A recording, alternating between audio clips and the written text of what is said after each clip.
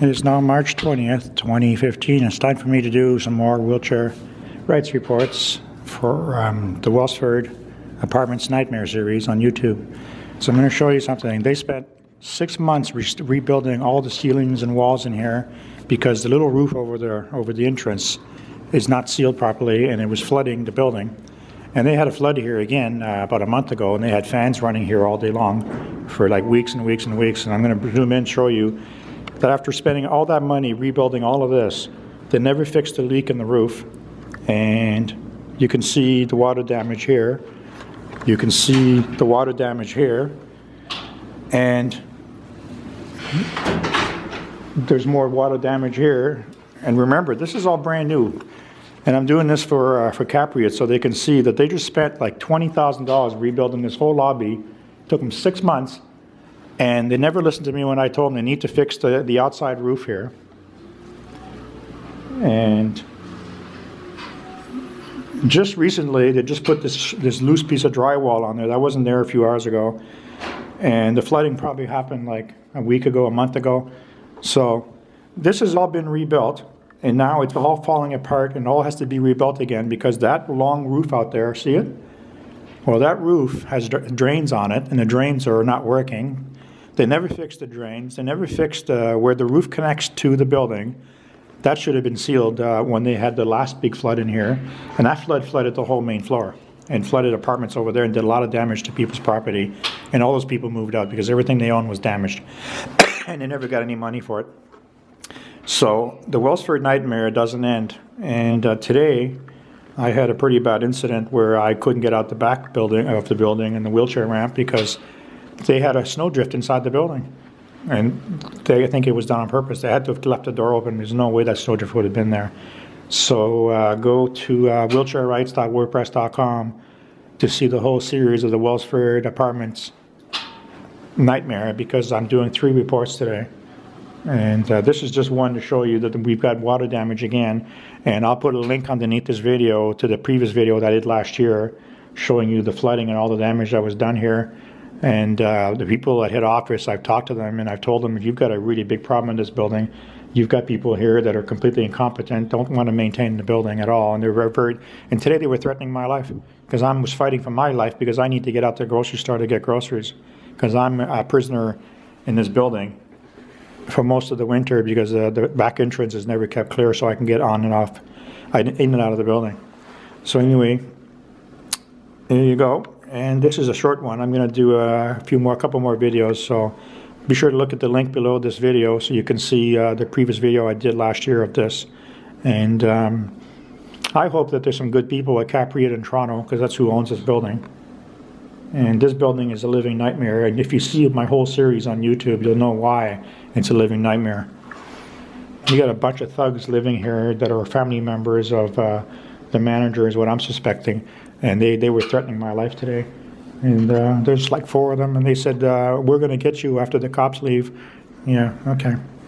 I'm an old guy in a wheelchair, disabled, and I'm being threatened because I'm trying to get out of the building because I need to get groceries. I'm fighting for my life in this building. So it's time for something to be done.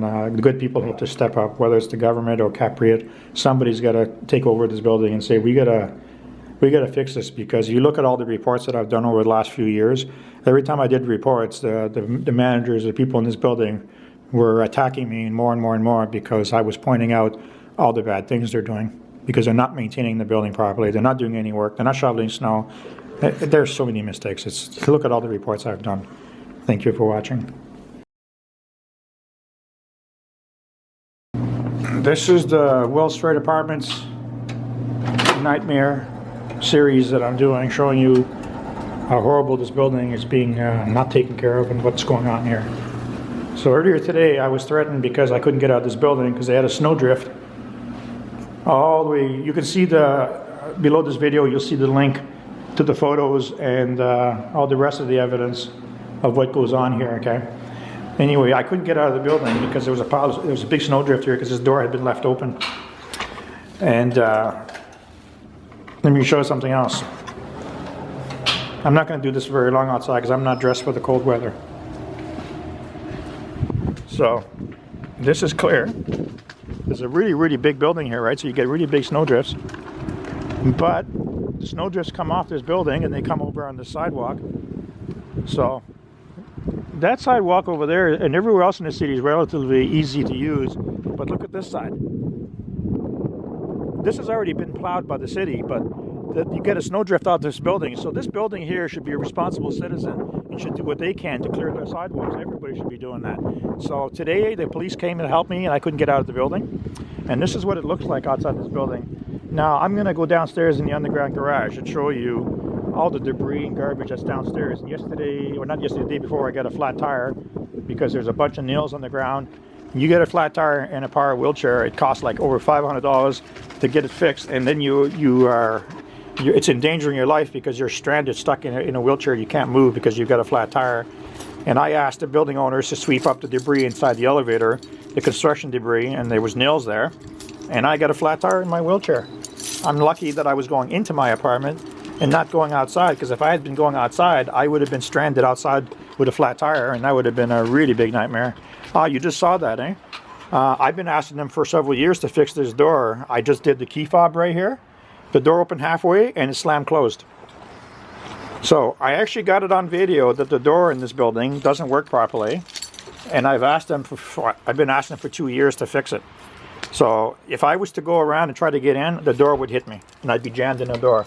So I'm going to open it again, and hopefully the door won't close again this time so I can get in the building. Okay, it's staying open, so it's safe for me to get in. So this is the Welsford Nightmare series, and the reason why I'm doing this video about the snow sidewalks being blocked is because, you know what, when the sidewalks are full of snow, if you're a good corporate owner, you'll send some crews out to do your bit to clear the sidewalks. And well, that's not happening in this building. And earlier today, when I asked them to shovel the snow that was inside the building so I could get out, they were threatening my life. So look at the link below this video so you can see the rest of the series. I'm going to go downstairs and give you a view from the underground and show you how bad this building is. This is the Welsford Apartments on Roby Street in Halifax, and it's owned by Capriot. This is a continuation of the other two videos that I just did, so you'll see the link below this video of the Welsford Apartments Nightmare. And while I was upstairs, I realized earlier today when the police were here, because I was screaming because I was being threatened because I couldn't get out of the building because there was a snowdrift blocking the back entrance. And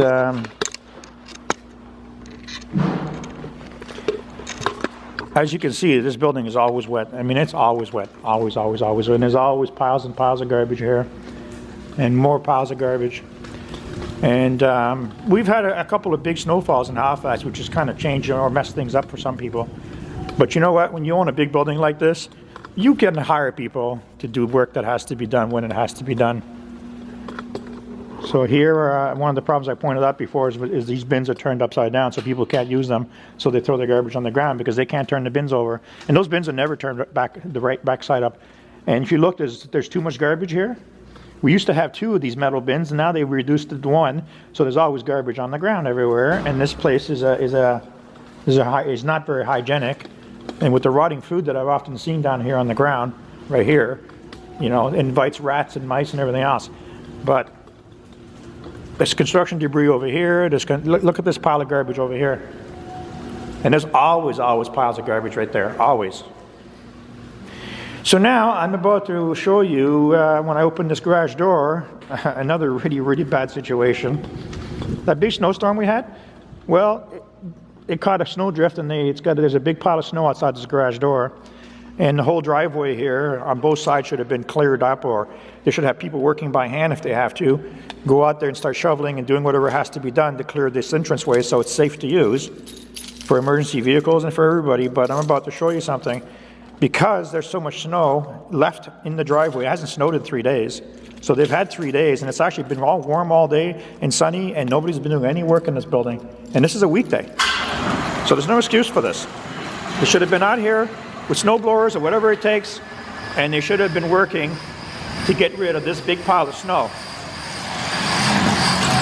Because yesterday, Yesterday, what happened with this big pile of snow is that some of it fell down and the door couldn't close, which is really hard on the motor. It's going to ruin the gears. But all the snow was inside the garage because the door wouldn't close. But these guys have got no sense at all. They don't realize that this snow is blocking the garage. This snow is going to keep flooding out the garage, and this snow is going to fall down and block the garage door. But there's not enough room for the garbage truck to come down here, which the big giant truck drive parks in, and then they push the bins up. So I'm going to go out here and show you how much snow we got. It may look like a lot of snow. In some places it's more than others. But here, these piles are big, only for one reason. Right here, if you look down, if I can go down the street further, the piles aren't as big. They're big because this building right here causes a huge snow drifts like this. See the snow drift right here? But you see this pile of snow here? Like, they cleared this garage ground here, but they could have done this part. So people can get into the back entrance, because the bottom 4 floors of this building don't have an elevator. So this is their main entrance on this side. And then people can't get in the building. So I know there's a lot of snow, but you know what? You still got to run your building. You still got to run your business. That snow right there should have been removed away from the garage door a long time ago. Even if you don't get the rest of the snow out of there, you should have at least got that snow away from the garage door so the garage door doesn't get broken. But they didn't do that either. And I'm about to open this garage door because it's freezing out here. It wasn't freezing earlier, but it is now. And somebody did some graffiti. Oh, I tried this. I turned the key. Oh, there we go. It worked that time. So somebody did some graffiti here. I wasn't here a few days ago. 2K15, whatever that means. So this is part 3 that I did today. And I'm going to go up to the lobby and do another one. I just did one of the lobby, but I forgot to do the other part. I got to tell you about the intercom system in this building where people ring and they can't get in the building. So look at the link below this, because this is a 4-part video series. Thank you. You can go to wheelchairrights.wordpress.com to see more reports of the Welsford Apartments nightmare.